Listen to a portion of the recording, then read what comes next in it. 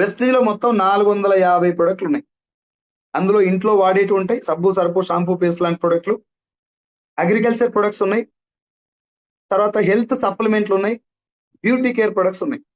So సాధారణంగానే ఎవరైనా కొత్తది ట్రై చేయాలనుకున్నప్పుడు హెల్త్ సప్లిమెంట్లు కానీ, అగ్రికల్చర్ కానీ, ఫేస్ కు పెట్టుకునే క్రీమ్స్ కానీ ట్రై చేయరు.